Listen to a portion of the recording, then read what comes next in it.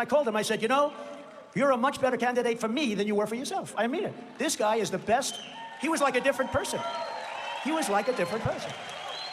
And I say that with admiration, because I'm the opposite. I'm much better for me than I would be for somebody else. I would be terrible. I'd be terrible. If I was in that position, I'd get up, all right, I did a great job. You should have voted for me. You made a man, but this guy's okay. All right, I'm going home. No, I would be terrible. I'd be the opposite of Tim, but that shows great character with Tim. It really does. Where is Tim, by the way? Where is he? I mean that so strongly. He's amazing. Thank you. Thank you. No, he's amazing. He has been, Henry, you know what I mean. I watched him the other day on the Sunday shows. He is just destroying people for me, but he didn't act that way for himself. And he said to me, I find it harder to talk about myself than to something I believe in, something other than myself that I believe in. I thought it was beautiful, and I want to thank him very much. Great guy. The radical left Democrats rigged the presidential election in 2020, and we're not going to allow them to rig the presidential election in 2024. Every time the radical left Democrats, Marxists, communists, and fascists indict me, I consider it a really great badge of honor. Thank you very much. It's a lot of fun. I'm being indicted for you, and never forget, our enemies want to take away my freedom because I will never let them take away your freedom. I won't let them take it. That's where they are. That's what they want. They want to silence me because I will never let them silence you. And in the end, they're not after me. They're after you. I just happen to be standing in their way. Yeah, it's a lot of fun, but I'm happy we're doing it. I'm delighted to be doing it. And I'm also delighted to be joined today by one of the greatest governors in the history of our country, in my opinion. I'm so proud of him, because I did fight for him and First Lady Peggy to get in that position, because I knew how good. You know, when I was running, I have a lot of friends in South Carolina, but when I was running, I dealt with Nikki for years. I gave her many contributions to the governor's, thing, and she's one of the governor's association deals, just a lot of money. And I said, I'm sure she's going to be for me. When I called her, I announced, and then I called her. I got no response. Then I called her again and again and again and again. And I said, she's not calling back. And I said, who's the lieutenant governor? Because I heard good things about him. It was a man named Henry McMaster. I said, I called him, call me back. He said, you know what? I love what you stand for. I love everything about you, and I would be honored to support you. And she supported somebody else. I don't want to say who, because frankly, he's a friend of mine. So, when I become friends after wars, I get along very well with people. So I'm not going to say who, but she supported somebody else. And I had Henry and Peggy going around from 6 o'clock in the morning till 12:30 in the evening, virtually every day for like a month. And we ended up winning like nobody has ever won before, right? Nobody's ever won this state like we won. We had a record. But we're more popular today, Henry, than we were then. But Henry, 7 years ago, Henry and Peggy were unbelievable. And I didn't know him too well. I said, boy, that guy's doing a job. I was saying, who are the hardest workers? Well, probably the lieutenant governor. Anyway, in the end, we crushed her. She was like nothing. We crushed her. And I said, this is the most incredible thing. This man, I was telling this at the victory speech. I said, I would much rather have the lieutenant governor on my side than the governor, because he's far more effective. And that's what happened. You have one of the greatest governors in the history of the state, one of the greatest governors in our country. Henry McMaster and Peggy, our First Lady. We love you, Peggy. Thank you very much, hon. Thank you very much. We're very proud of you. Very proud of you. And then we just talked about him, Senator Tim Scott. Thank you very much, Tim. Thank you. Thank you very much. Thank you. Great job. Congresswoman Nancy Mace. We've come a long way. We've come a long way. Thank you very much, Nancy. I appreciate it. Treasurer Curtis Loftus. Curtis, he's here. I just saw him. Thank you. And a young gentleman who's got a big future, who's got a great father. Oh, I loved when he spoke up in Congress. I'm sure you all forget. Oh, that was a beautiful thing. It made him very popular. Nobody knew it at the time, but it was something very special, actually. South Carolina Attorney General Alan Wilson. Say hello to Joe. Alan, say hello to Joe. Thank you very much. Thank you. South Carolina Secretary of State, a really good guy, a supporter for a long time, Mark Hammond. Thank you, Mark. Great job. A man who's been incredible as a friend, but incredible as an ambassador, Ed McMullen. You did a great job, Ed. And you have a lot of representatives, a lot of people from Congress from different states, but I just have to say, State Representative Stuart Jones has been terrific. And thank you very much. Thank you, Stuart. Appreciate it. And a man who I met a long time ago, he was protecting me. He had more bicycles than any human being on earth. He formed a thing called Bikers for Trump. And I would go around, I'd see like sometimes 1,000, I've never seen anything like it, and I felt so safe. I'd go make speeches. They wouldn't even go into the speech. They were circling the arena, wherever I was. They said, we don't want to go in. We know what you're saying, but we want to make sure you're safe. He's unbelievable. His name is Chris Cox, and he's the head of Bikers for Trump. Where's Chris? Incredible. Thank you, Chris. Look at those arms. I want to expose my arms like that. It might be the end of my political career. If I walked up like that, I think that might be the end, but who knows? Hey, Chris, thank you very much. We appreciate it. Great guy. Great guy. From the very first day that we take back the White House from crooked Joe Biden, and he's the most crooked president we've ever had. He's the most incompetent president we've ever had. And he's the worst president we've ever had. Other than that, he's actually doing quite a good job. He's a disaster. And you know, I never spoke about him this way, you know that. But when I got indicted the first time, it's all of these cases and all of these indictments are all him. It's him and his corrupt Department of Justice. But all of these indictments, when I got indicted, I said, I can't believe it. Nobody thought it was going to happen. The fake news always said, well, they'll never do that to an ex-president who was very popular. We got more votes than any sitting president in history. I mean, we were very popular. But when they did that, I said, well, I'm going to tell the truth. He is the most incompetent president we've ever had, the most corrupt, and he's the worst president we've ever had. What he's done just on the border, what he's done in Afghanistan, I was getting out, but we were going to get out with dignity and strength, and it would have been faster. But if had the election been not rigged, it would have been faster, much faster. But we got out, we looked like cowards, it looked like a surrender. It was the worst moment, I believe the most embarrassing moment in the history of our country, and it gave Putin the idea of going in because there was no chance that he would ever go into Ukraine. There was zero chance. And he looked at that, and he looked at the stupidity where they take the soldiers out first. They left $85 billion worth of military equipment behind. They left American people behind, and 13 soldiers were killed, and 38 were literally obliterated with the arms, the legs, the face. What happened to those 38? And nobody talks about them. I talk about them all the time, all because of grossly incompetent people. When we win, I believe we're going to have the 4 greatest years in the history of our country. We're going to turn it around. We're going to turn it around fast. In our first term, we appointed over 300 federal judges and 3 great Supreme Court justices. Did a great job, a record. And for our great veterans, we passed VA accountability and VA choice, and nobody thought it was possible. And we had to get that through Congress. We had accountability, we had choice. You know, we had thousands of people, Henry, thousands and thousands of people in the VA who were sadists and who were thieves and who were bullies, and they were horrible to our vets who weren't in prime time for themselves. If they were, they wouldn't have been harassed like they were harassed. But we had 9,000 people, over 9,000 people they couldn't get rid because of civil service statutes and requirements. And I got that knocked out in Congress, and they fired about 9,000 savage, horrible people. And then we got choice where, think of it, you had people waiting in line in the VA for days and weeks and months, sometimes with a very simple problem, simple ailment. And I said, I have an idea, a great idea. I told a group of experts, they were all sitting, about 20 guys, 20 people. And they're sitting in front of me and said, I have a great idea. Why don't we do this? If they can't get good service from the doctors in the VA, and by the way, they're great doctors, what they do is unbelievable. When you see them take a soldier who got just blown to pieces and frankly put them back together brilliantly, it's amazing. Couldn't have been done 5 years ago. But when you see the work they do, but you can't get to the doctors because of the administration and what they're doing. I said, you go out, you get a doctor, get a great doctor, get yourself fixed up, and we pay the bill. And nobody believed I got that through Congress. I got it through Congress, and we're saving thousands and thousands of people. Those 2 things, choice and accountability, were fantastic achievements. And you know, we got a 92% approval rating in the VA. Nobody else has ever got more than 50%. People don't know that. So the vets definitely like me, and I like them too. We fully rebuilt the U.S. military and created Space Force, first time in 78 years. And that Space Force is a big deal, by the way. No, are you from Space Force by any chance? I think. Boy, I'm very happy back there. Oh, I see, good. That's great. Thank you very much. That's very nice. And we got our allies to pay their fair share and bringing in over $400 billion to NATO. They weren't paying their bills. You've been reading about it. I've been saying, look, if they're not going to pay, we're not going to protect, okay? And Biden said, oh, this is so bad, this is so terrible that he would say that. No, if they're not paying their bills, and most of them weren't when I got there, and when they asked me a question, they said, does this mean one of the heads of one of the countries, at that time we had 28 countries, of which 7 were paying their fair share, which was still low, but 7. The United States was paying for almost all of it. It was terrible. And I said, what's going on? They said, Bush will come in, make a speech, and leave. Obama would come in, make a speech, and leave. Nobody would say anything about it. When I came in, I didn't make a speech. I looked at the numbers. I said, these numbers are terrible. Nobody's paying their bills. And I told them that. And then I came back 6 months later. I said, now you've had time.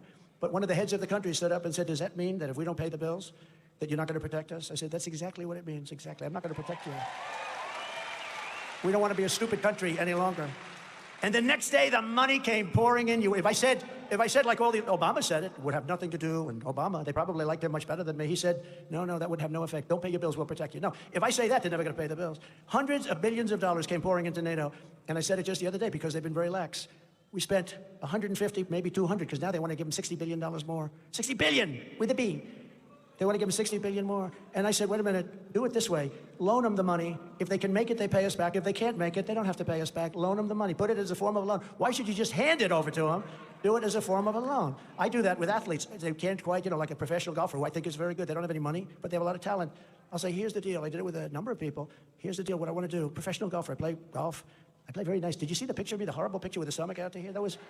So what I do is I'm putting up today a picture of me actually, what I actually look like, hitting a ball, smashing the freaking ball. And you'll see quite, I wouldn't say slim, but not bad. But the ball does go far. I would say it goes about 9 times further than Biden can hit it, 9 times. He said he's a 6 handicap. That may be his biggest lie. Do you ever notice? Pilots come in and he said he flew planes. Truckers came in, he says he flew. Military come in, he says I was in the military. Well, they're all lies. His biggest lie is that he's a 6.2 handicap. I've seen him swing. He's like this. That's not. I know a lot about golf. That's not a 6.2. And it wasn't a 6.2 30 years ago. That's a bigger lie than the fact that he flies and he drives trucks. That guy is something, I'll tell you. Think of it. Think of what happened. They just came out with a report. They said he's not competent enough to defend himself in court, but he's competent enough to be president of the United States. How does that work? How does that work? But me, I got to go through a trial, and I had a thing called the Presidential Records Act. I did absolutely nothing wrong. But I don't know, I wouldn't have liked that verdict. You can not defend yourself in court because you're grossly incompetent. You don't memorize, you don't have any memory. You're a disaster. But you can be president of the United States. I don't want the president that's not allowed to go in and at least talk and defend himself. So they're protecting him. They're actually protecting him, but they're not protecting our country. Our country's in big trouble. But we still have a lot to do. We're going to do things that you can't even believe. We're going to do it fast, too. Under Biden, 19 out of 30 other NATO members do not even pay the bare minimum of 2%. Think of that, of GDP. You're supposed to pay 2% of GDP, which is a very low number. I thought it should go up to 4%. Meanwhile, we're sending colossal amounts of our own weaponry and ammunition to Ukraine and money, including over 760 tanks, fighting vehicles, and armored personnel carriers, 35,000 grenade launchers and small arms, and over 100,000 anti-armor missile systems. Do you remember a year ago when Biden made the statements that we have no ammunition? This stupid guy, he's saying, even if it's true, you don't say it. You don't say it. He said, remember, he was at a news conference. I thought it was one of the classics. We have no ammunition because we've sent it all to different countries, in particular Ukraine. How do you say that? When I rebuilt the military, every warehouse was stocked. We had so much ammunition. We didn't have enough warehouses. We had the opposite problem. But he said, we have no ammunition. And I said, even if it was true, you just don't say that. Don't bring it up. That's a subject you don't want to, and you go get the ammunition fast. But what's happened to our military with the wokeness and everything else is a disgrace. It's only woke at the top, by the way. Don't forget, I took out ISIS, and I took them out fast. And then we didn't go into wars. First time in 72 years, I took out ISIS, got rid of the worst savages in history. I got them out. I knocked them out. We knocked them out faster. They said it was going to take 4 years. It took me 3 months, less than 3 months. Our military is great. General Raisin Kane. Our military is great. And our military is being dangerously drained and depleted while our own border remains wide open. So we're all over the place, everywhere but where we should be. We have to be on our border. And I built, in fact, it was today, they finally put it up. I built 571 miles of wall. That's a lot. That's much more than I said I was going to build. I then bought another 200 miles. That would have taken approximately 3 weeks. It was all set to install. And we had the rigged election, and the other side took over, and they sold that 200 miles of stuff for like 5 cents on the, think of it, 5 cents on the dollar. They sold it. They sold this unbelievable, that was exactly what Border Patrol, I didn't want that particular wall. I wanted to use concrete plank going 40 feet up in the air would have been fine, but they said no good. Concrete's not strong. They needed a hardened steel, then they needed concrete inside, they needed rebar. It's very complicated stuff, but they needed the panel. It's called an anti-climb panel. I said, I don't like the way it looks. They say, the difference is they can climb over it without it. With it, you can't climb. We had Mount Everest climbers, and we had a lot of drug dealers, frankly. We said, give us your best climbers. And they couldn't get over the panel. We built I think it was 571 miles of wall. We had another 200 miles to go. Would have been up in 3 weeks. And these guys said, we don't want to do that. We want to have open borders. And I never believed they did, because who the hell wants open borders? Who would want it? Who would want it? And they come in by the millions. And they're coming from jails and prisons. There's a slight difference if you know that. And they're coming from mental institutions and insane asylums. There was a man in the paper not so long ago, I guess a psychiatrist who worked in one of the mental institutions in South America, and he was sitting reading a newspaper. They were interviewing him. He said, you know, I've never had time to read a newspaper. It's a luxury because I work 29 hours a day. He was saying more than, I better check that because, you know, when I say 29, meaning they work more than 24. But if I say 29 without a perfect, you know, meaning more than 24 to you fake news people. They work 29 hours a day. They'll say, he thought that a day has 29 hours in it. Oh, they are so bad. They're a big part of the problem of our country, by the way, I gotta say. A big part, the fake news. But he said, I work 29 hours a day. I work all the time. That's all I ever did. But now I don't have to work very much because almost everybody in this a mental institution, almost everybody in our institution, you could see he loved it, actually. Loved what he did. But he said, I have nothing to do because they've all been brought to America. They've all been brought to the United States. These are mental patients. These are some very sick people, too. Very, very sick, dangerous people. And he was complaining. He was not complaining. I mean, I think he understood it. But he said they won't be given the care that we gave him. He was a little, you know, torn, to be honest. But he said they're very dangerous people. But they've all been brought to America. And if I were one of the guys in South America, or all over the world, by the way, this is not just South America. They're coming in from the Congo. They're coming in from Africa, Asia, South America. They're coming from the Middle East. Many, many people are coming in. They're coming in from Yemen. We're bombing Yemen. Here we go with the bombs all over the place again. That will never happen. You know that Israel being attacked would never have happened. You know that Ukraine would never, ever have happened. Would never have happened. You know inflation would never have happened.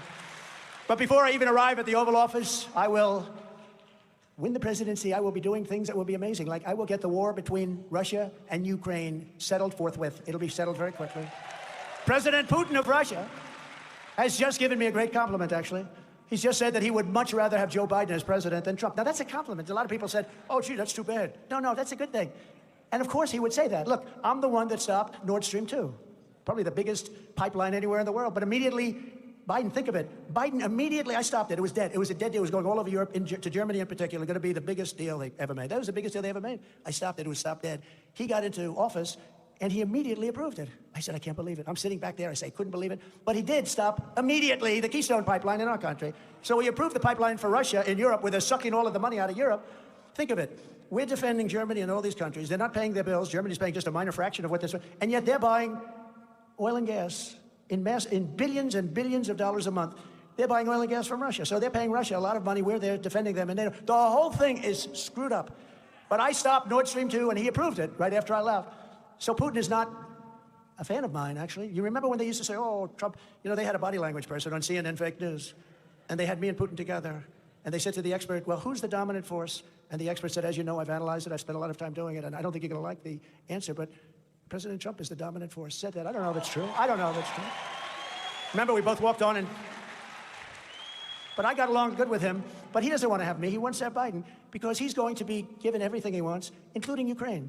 That's a gift. He's got a gift. He's going to have his dream of getting Ukraine because of Biden. The whole thing is just crazy. Biden has given him, the only president in the last 5 that hasn't given Russia anything is a president known as Donald J. Trump. You know that. I don't have to go over the list. But Biden's going to give him Ukraine, the way it's looking to me. It's terrible. So Putin came out and he said, I'd much rather have Biden be president. I said, well, that's insulting. And then I said, wait a minute, that's actually a very good thing. I think I'll mention it tonight at the speech in front of the people of South Carolina. The war, that's a war, and it's, you know, I think everyone agrees. A lot of Democrats agree. They say, well, I agree that that would never happen, but that's a war that never would have happened if I was president. Under the Trump administration, we will return to peace through strength. Remember when Hillary Clinton, during the debate, remember those debates? Oh, they were great debates. Only Rosie O'Donnell, remember that is? I brought the house down. They were great debates. But you remember she said, he'll start a war. He's a very militaristic person. He's going to start a war. Look at him. He's going to... I said, no, my personality is going to keep us out of war. That's what happened. Our personality kept us out. Again, the first time, I think they said 72 years it didn't start a war, other than we got rid of ISIS. We knocked the hell out of them. 3 years ago, we had the most secure border in U.S. history. We ended catch and release.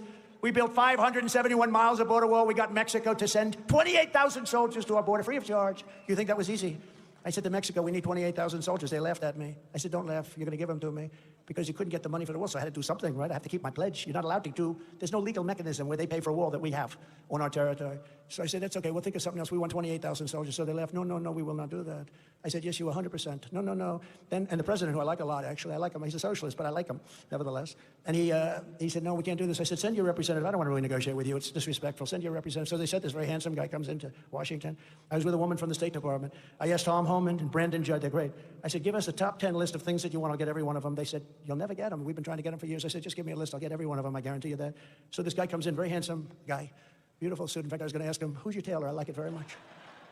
And I said to him, we need 28,000 soldiers. We need remain in Mexico. We need catch and release in Mexico, not in the United States. We call it catch and release Mexico version, not catch and release U.S. version, where they drop them. A criminal, what have you done? Murder. Okay, you'll come back in 7 years. We're going to give you a case.